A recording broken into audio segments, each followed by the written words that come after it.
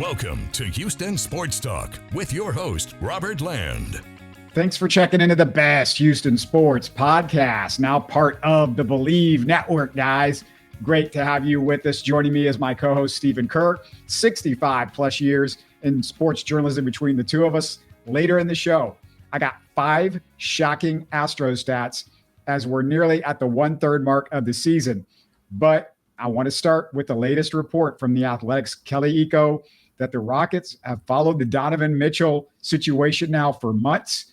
And Stephen, from all reports, the Cavs are breaking up Darius Garland and Donovan Mitchell. So either Mitchell signs an extension and they trade Garland, or Mitchell's on the block.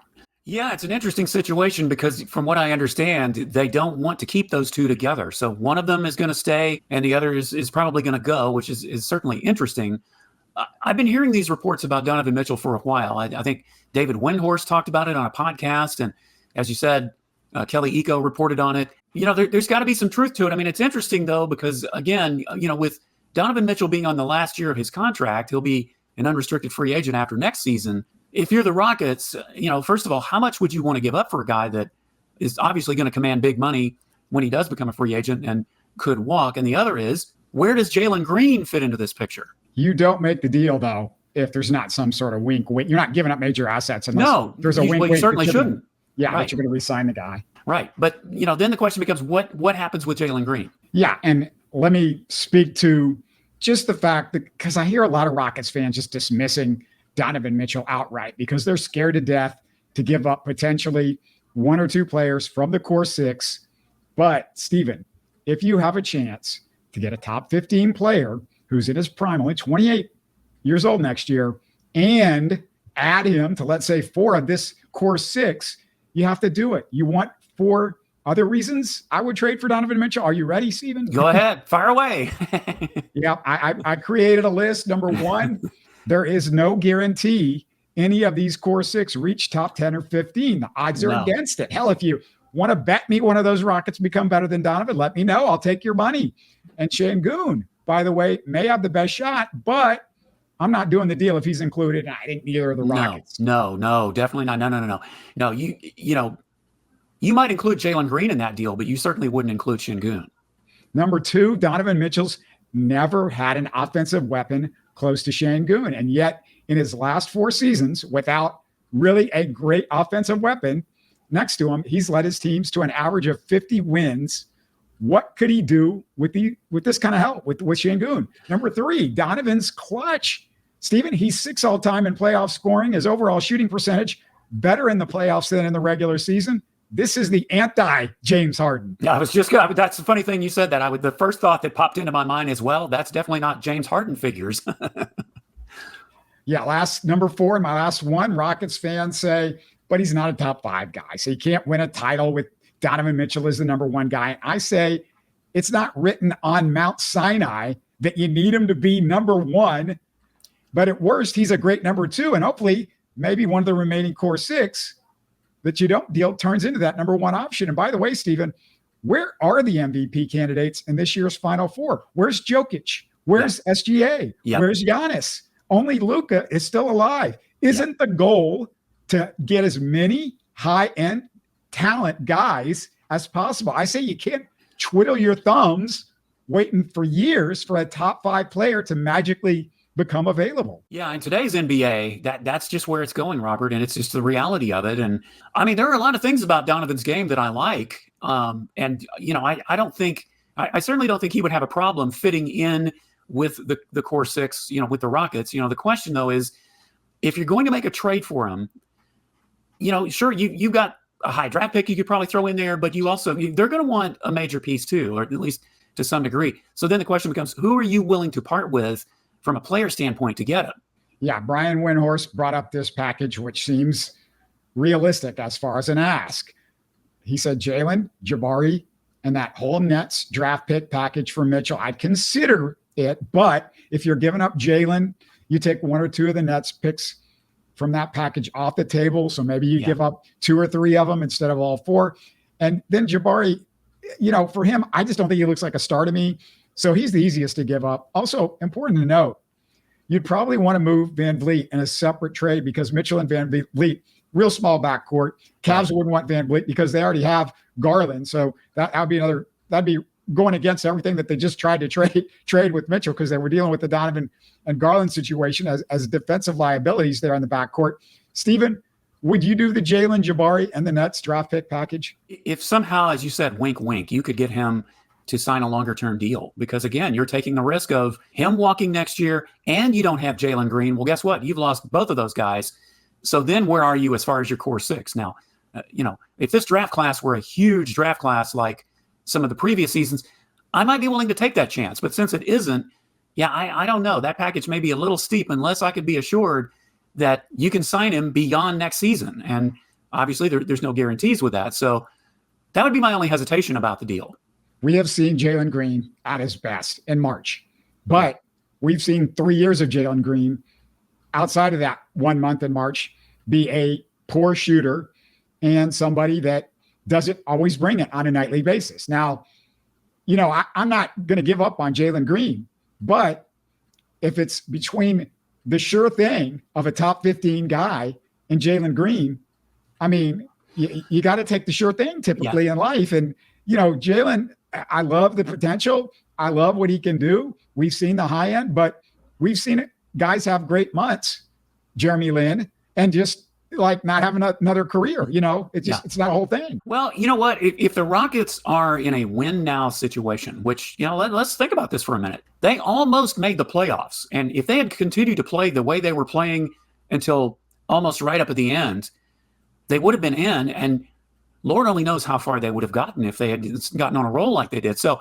if they are playing to win now, then yes, you do make the deal, because somebody like Donovan Mitchell could get you over the top. Now, you were talking about Fred VanVleet in a separate deal. What about, since this seems to be happening more and more lately, what if it were a 3-team trade where another team got involved, you sent VanVleet elsewhere, you still get Donovan Mitchell, maybe you even get another piece from that team, or, another draft pick or two out of that situation? That wouldn't be too far-fetched to think about either, would it?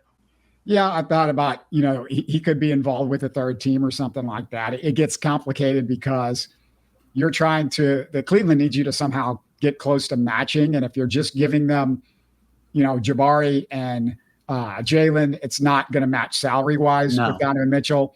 So it gets a little bit trickier, but I can see a 3-way deal. I mean, say you make the deal. How would you feel, Stephen, about a starting lineup of Donovan Mitchell, Ahmed Thompson, Tari Eason, Dylan Brooks, and Şengün? Oh, I would love that lineup. Yeah, you would have me there. You would absolutely have me there. Provided, of course, Şengün comes back strong from his injury and Tari comes back strong from his. Those are factors to think about. But man, if you're thinking best case scenario, oh yeah, give me that lineup any day. Yeah, and you still got Cam Whitmore coming off the bench. You've still got Cam Whitmore, and again, who else they might do in the offseason, or the draft pick that they may or may not make or trade. I mean, there's still some factors that kind of make this even more appealing in there. Yeah, the draft pick, I would assume that's going to go in a Donovan Mitchell. Yeah, trade. I was going to say the Cavaliers are going to want draft assets, and the pick they would be eyeing, I'm sure, because most teams would, if they're not already up there, that number 3 pick would be there.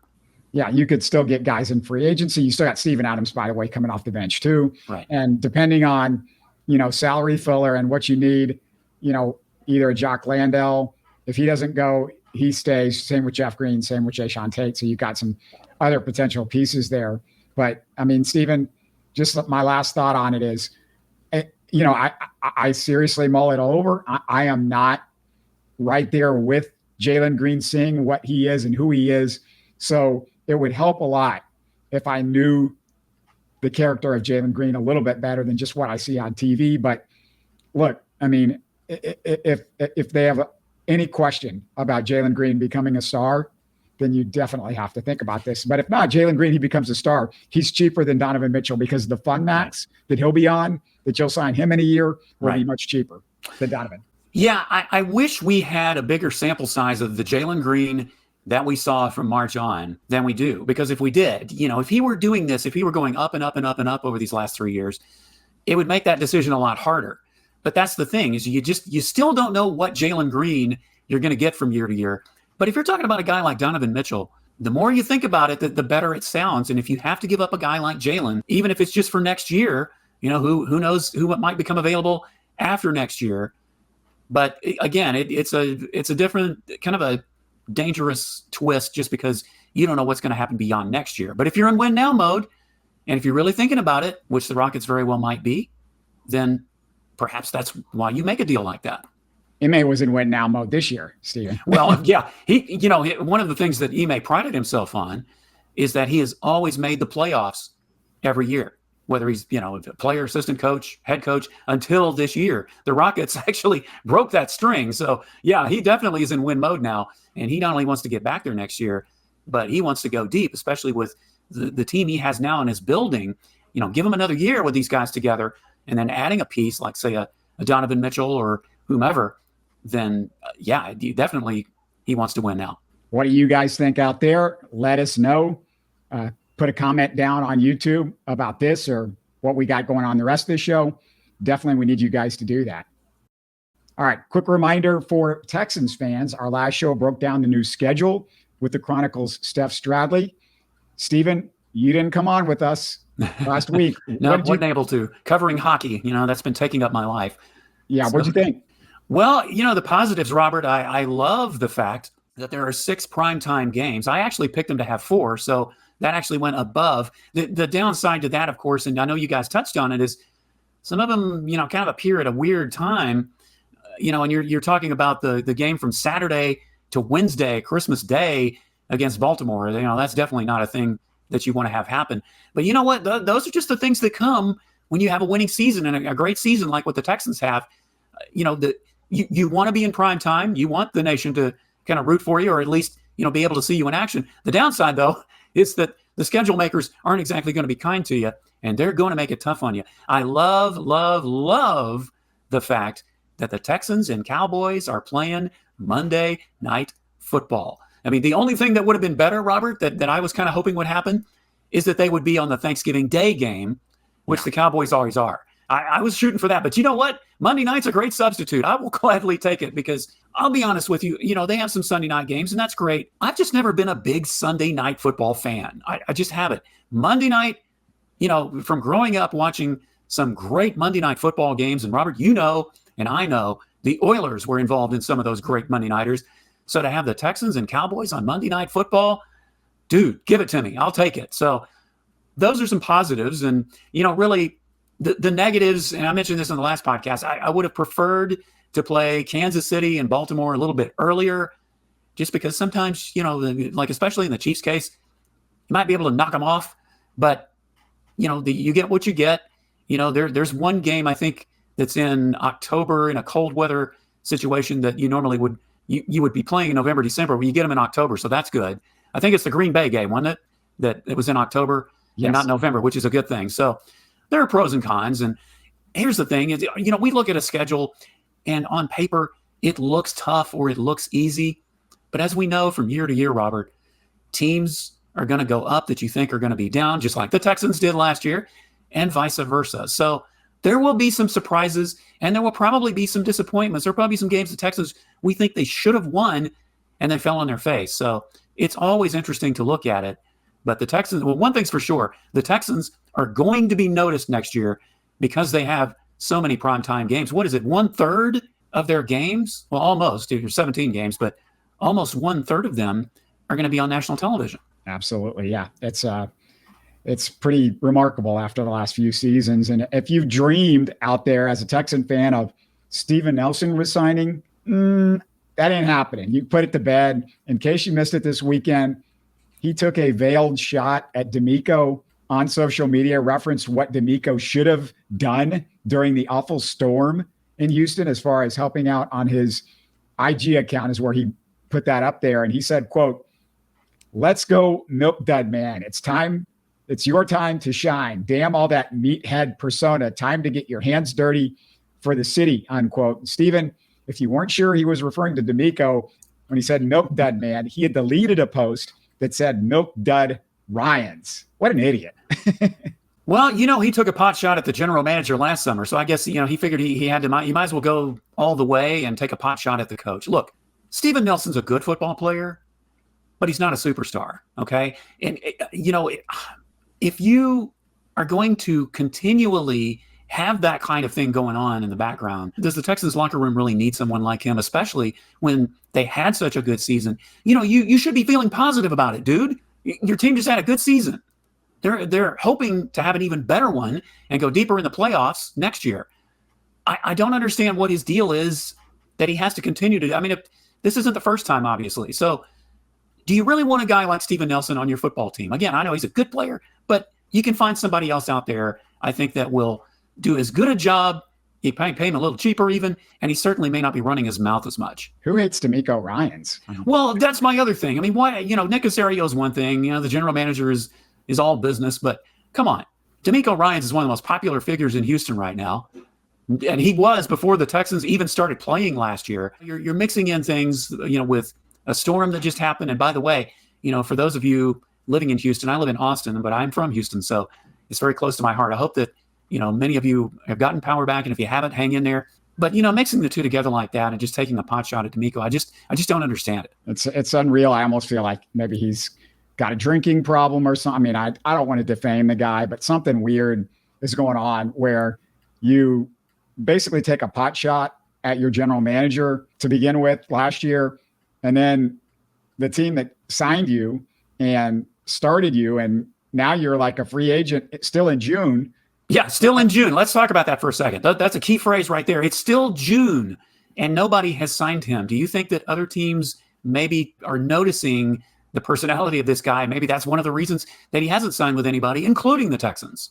All anybody has done the last few months, Stephen, is praise this franchise. It's just crazy. It's remarkable that he did that. Well, especially, coming from one of your own players, that's a very disturbing thing. And I'm sure the Texans brass, while they may not be saying it publicly, they are not the least bit happy of that. And if they were still sniffing around the possibility of re-signing Steven Nelson, well, that might have just been the nail in the coffin against it, as you said. Yeah, this personality is probably why he wasn't re-signed anyway. Let's go to the Astros.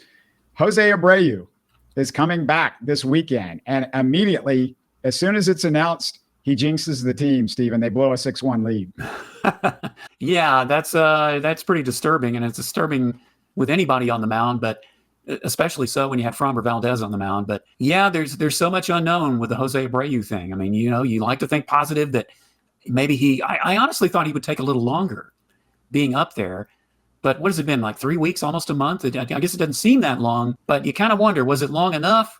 Did he need more time? And now, why did he get more? He's gotten, like, as you and I are speaking, it's 10 at bats. What's the number one? What's the rush in getting him back? Yeah. And why aren't they trying to give him more at bats in the minor leagues for a guy that's just not hitting? He's hitting less than 100. Come on. Well, that's what I don't quite understand. I mean, he didn't start right away when he got up there. I think there was a few days where I think he finally reported to the Florida Gulf Coast facility that the Astros have. But yeah, 10 at-bats. I don't know what 10 at-bats is going to do, even for a guy that, is a former AL MVP and everything. But the struggles he had, they weren't just a couple of weeks. They weren't just a month. I mean, you take out the last part of last season and the postseason.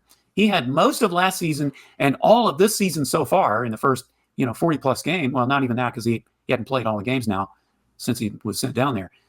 That's a lot, Robert. And that's my question is, what's the hurry of bringing him back? John Singleton, while he may not be lighting it up, but he's at least being respectable. He's giving you more out of that position than it had. Well, the other thing is, and the real concern for me, and this speaks to the job that John Singleton's doing, is Abreu was terrible defensively. He was costing our pitching staff outs. And that to me is what worries me. It's not the 3 at-bats where he strikes out I'm worried about.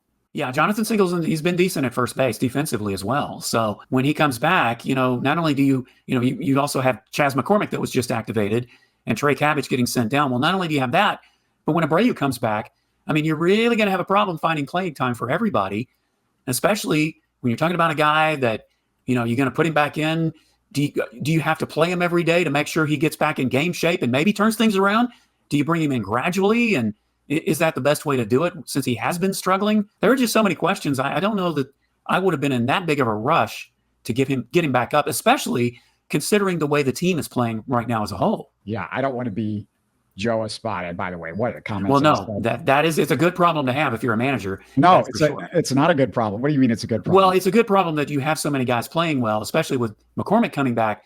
You've got some decisions to make about how much playing time you're going to give who. But yeah, it's going to complicate it even more when Yeah, Jose Abreu coming back is not a good problem. It's a terrible problem. It's a terrible thing to put Espada in. And Stephen, the other part about that is, you're going to have to send somebody away. So maybe it's a guy that's been hitting over 300 for you, given it's the outfield. But I mean, Joey Cooks is doing his job, Yeah. And I would prefer not to send him down because he's playing so great and he's got speed and power. Even if he's not playing, it gives you speed and power coming off the bench. I don't know what Jose Abreu is going to bring you off the bench. And also Joey's got a lefty bat. We don't have a lot of those guys, hanging around. Well, I think you and I both know, or we're pretty certain that this decision was coming from up higher than Joe Espada. I don't know that, maybe I'm sure he has input. You mean semi-owner Jeff Bagwell? Yeah, maybe. It could be him. It could be Jim Crane. Because remember, he's getting paid a huge contract, and he's not getting paid, A, to sit on the bench, and B, to be in the Florida Gulf Coast League.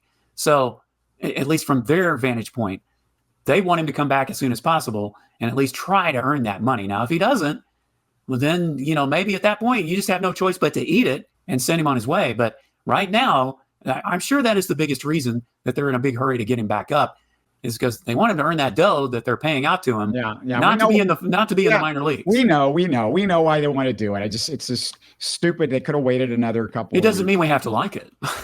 Yeah. And another story, Monday, Framber had that 7-run implosion and then admitted he veered from the game plan that inning and shook off Yainer Diaz. Remember, Stephen, when Yainer was going to call all of his own pitches this year, when is that guy going to learn to trust our pitching coaches? Didn't they help him to a championship just like a year and a half ago? Trust your pitching coaches and trust your catcher. And yeah, we talked about that when we addressed the calling your own pitches thing. Look, I understand, a pitcher's the one throwing the ball and he knows what is comfortable, what's not. But you know what? The catcher also knows what batters are comfortable hitting and what they're not comfortable. And I know that Yainer Diaz is not Martin Maldonado. I mean, duh.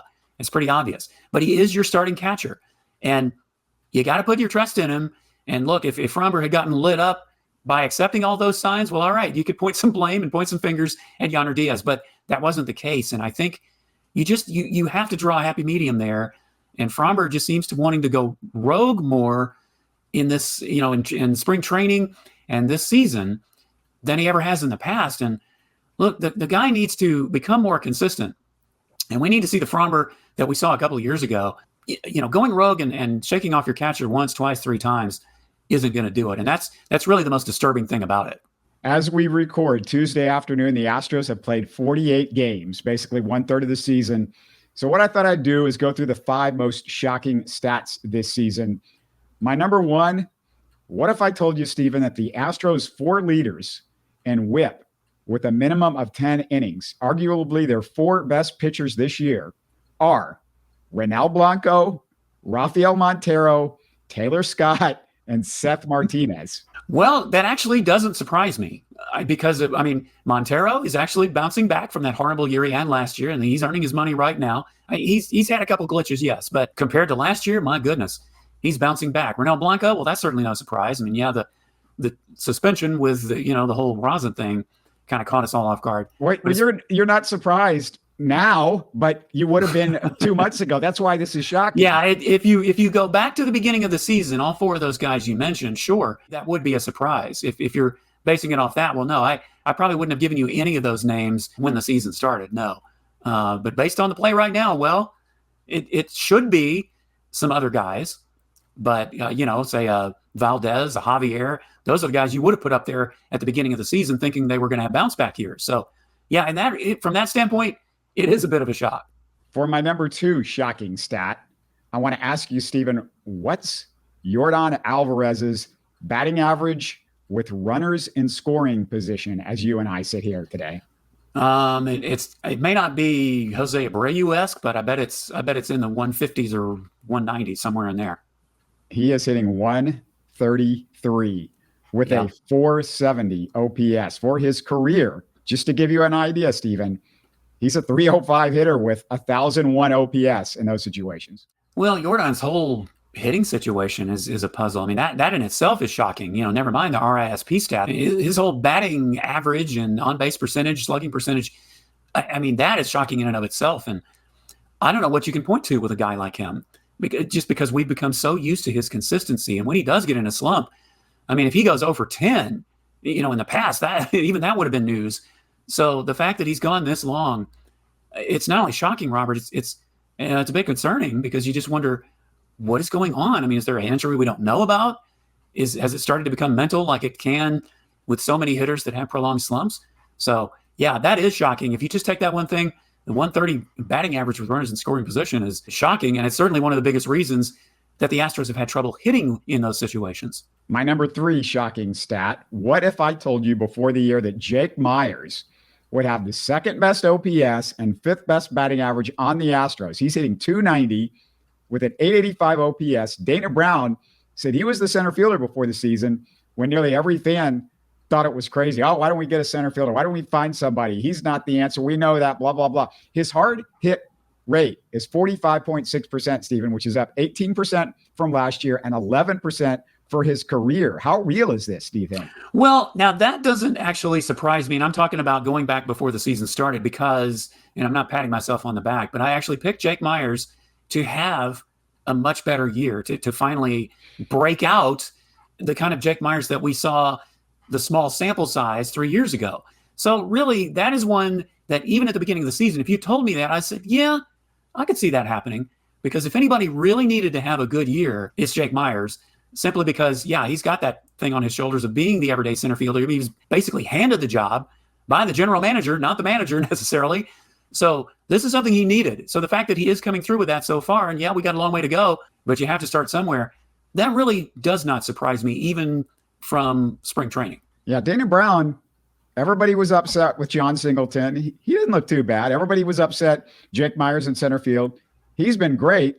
And everybody was upset that, he thought Ronel Blanco was great. And I was like, why Ronel Blanco? And now Dana Brown's looking like, he smelled like a rose, basically.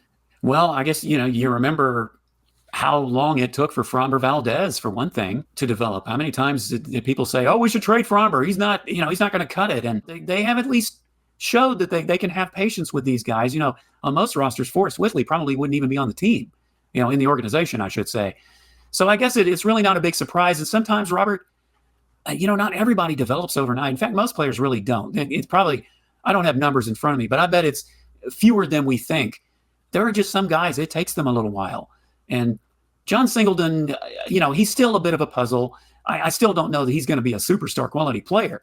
Oh, but if he can just turn into a capable guy like he is right now, I'd be okay with him even being in a backup role. So, yeah, that's the thing about Dana Brown, is sometimes he can spot things. That's why he's in the position he's in. He's been a scout, so he can know some of those things. Yeah, and as far as John Singleton, I'm just saying, like, everybody hated him as a backup. He's been a solid backup. You can't argue that. He's not this great first baseman, but his OPS is pretty darn good, and he's played good defense. So there's that. And you talked about development, how guys develop. Well, that leads me to my number 4. Here it is. My number 4 shocking stat. If I told you before the season, Jeremy Pena would lead all Astros regulars and batting average and be hitting 24 points better than the legend Altuve, we'd be having a celebration, popping champagne. Perhaps he's got more potential as a hitter after watching this, Stephen, than Carlos Correa. And Jeremy's hitting .326, .822 OPS. His strikeout percentage, Stephen, has gone from 24.2% his rookie year to 13.7% this year. This is all-star stuff. Yeah, that does surprise me. And I will say that I also picked Jeremy Pena to have a better year at the plate. But I will be honest in saying I didn't expect it to be that big of a leap. I expected him to have more power, which he does have. But to lead the team in hitting, especially, Jose Altuve's having a pretty good season. Okay. Yes. But even he's not out hitting Jeremy Pena. So no, that is a shocker to me that he has improved that much. And we did hear in the offseason how hard he was working on his swing and changing some things and getting rid of a few things. But look, we hear that about players every offseason. We heard that about Alex Bregman. And, we've talked about that ad nauseum, so I'm not going to go into that. But Jeremy Pena is one guy who is proving that the hard work is paying off to the point where, yes, he actually is shocking us with his much higher batting average and his power. My number 5 shocking stat. MLB hitters are hitting .319 off Ryan Presley. it's not just that his ERA's fallen off a cliff. His batting average for balls in play is 447. Steven, he looks washed. He looks washed. And I would say that I'm surprised, Robert, but I had this niggling in the back of my mind, just something kind of niggling at me there when the Astros signed Josh Hader, because I knew, obviously Presley was going to be put back in a different role, a role that, yes, he was, he had come accustomed to a few years ago, but something just told me that it would affect his performance. Now, did I think it would be this big of a drop off? No, I would say he would have been maybe had a decent performance. I mean, some bit of a drop of the Presley that, we're used to seeing. I didn't expect this kind of a drop off, but to think that Presley was going to be the kind of, shining pitcher that he's been in the closer's role the last couple of years. No, I didn't see that. But yeah, it is a bit surprising that he has just fallen off a cliff. Thinking about how many leads the Astros have blown, Josh Hader's, had to shoulder some of that responsibility too. But Ryan Presley has been a big reason for that as well. Yeah, speaking of Josh, fascinating story that just came out. We know by now Hader wouldn't pitch multiple innings before he got to Houston.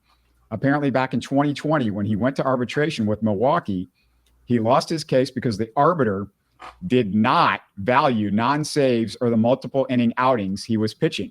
It was then, Steven, that he made a deal. He wouldn't pitch more than one inning and usually wouldn't pitch back-to-backs.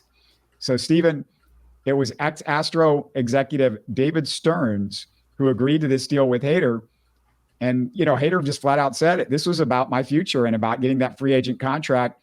And frankly, I don't blame him, Steven, because if they weren't valuing what he was doing in arbitration, then you feel like, okay, then I guess you're going to have to make me what everybody else is in baseball, a one-inning reliever that just does that. And I have no problem with that. Yeah, I have no problem with it either. And, this is what's wrong with arbitration is it's the exact opposite of free agency in the sense that your team is basically going to an independent guy, an arbitrator who probably knows nothing about baseball. And I don't know if that's a good thing or a bad thing, but they're going to him saying, well, he has less value because he did this or he didn't do that.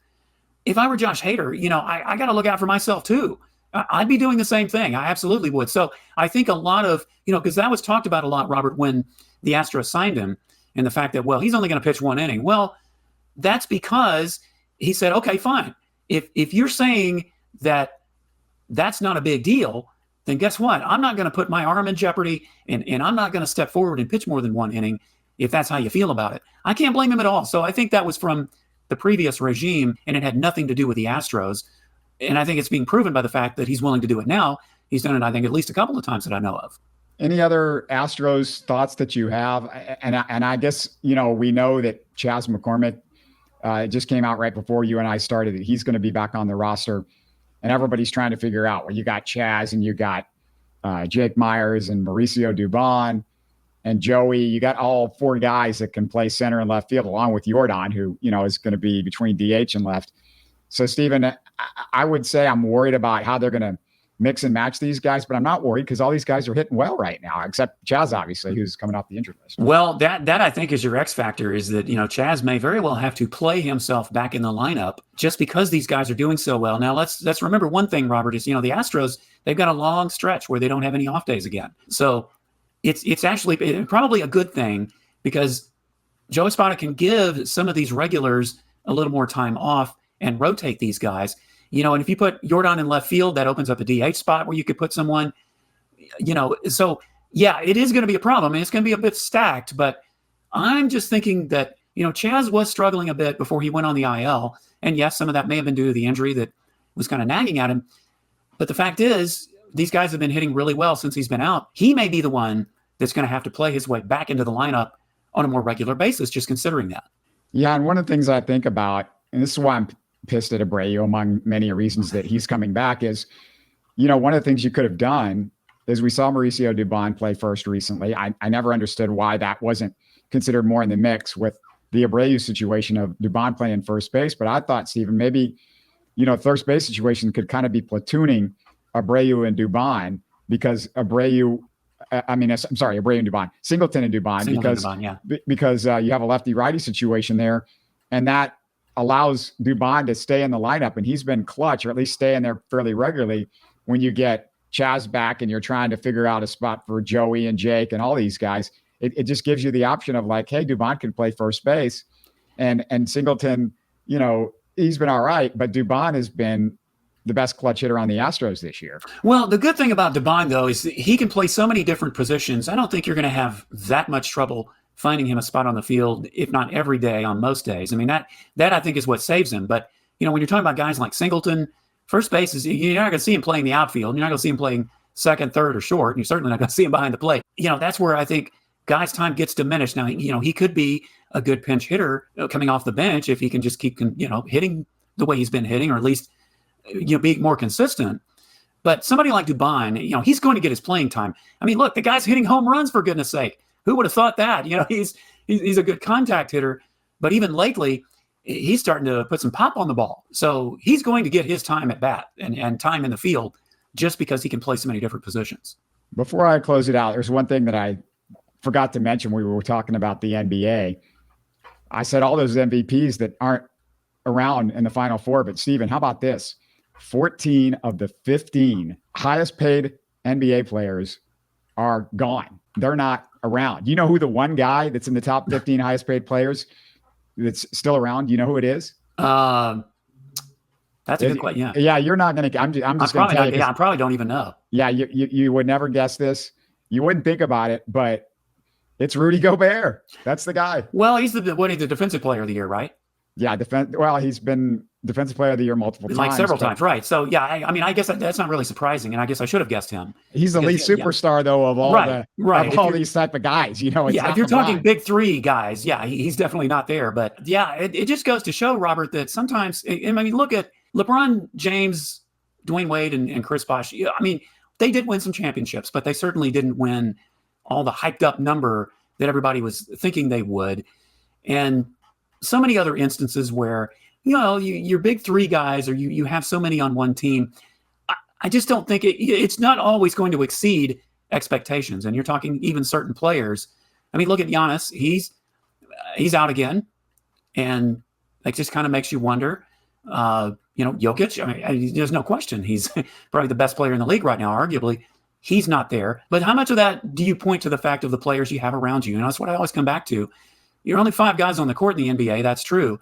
1 or 2 guys can make a difference. But when you get in the playoffs, it's a whole different story. You got to have the guys around you too, as well as coming through yourself. Yeah, my point, I think also is that you can't get caught up these days and, okay, we've got to get, 3 guys or whatever that are just, you mentioned the Miami situation with LeBron, Dwayne, and Bosh. It's just that era might be gone. It looks like right now, you need superstars to carry your team offensively, but honestly, the way teams are built right now, you want as much depth and as many good players as possible, right? Because with injuries and with so much talent in the NBA, if you've got 2 or 3 guys on the court that, can't do anything and people can just not even play defensively, then it can be a problem. And we saw that with some of the teams, like look at Phoenix.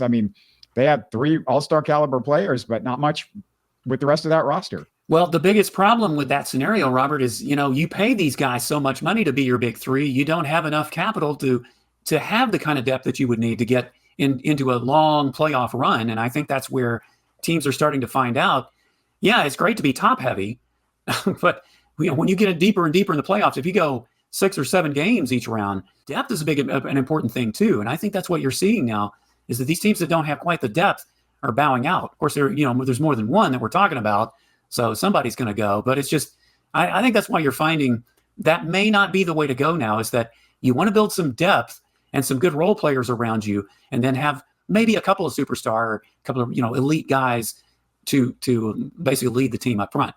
A reminder, we are part of the Bleav Network. Go subscribe to our colleagues with the Bleav. Over with Bleav on Astros, Jeff Balke is doing a show with Mike Stanton, so you want to check that out. Patrick Creighton, who is a co-host with our friend Sean Rajani over at 610, does Bleav in Texans, and he's got Cecil Shorts with him. Really? No, I didn't know that. That's interesting. Okay. Yeah. So it's some good stuff out there on the Bleav Network. And then Lashard Binkley does a good job with the Rockets, his show. And so, go subscribe to those. Support the network. Support us by listening. You can also listen to this If you're watching us on YouTube, we're on Spotify, Apple, and most of your podcast apps. Thank you for making us a part of your day as always. And thanks, Stephen. We'll talk to you guys again soon. You're listening to Houston Sports Talk.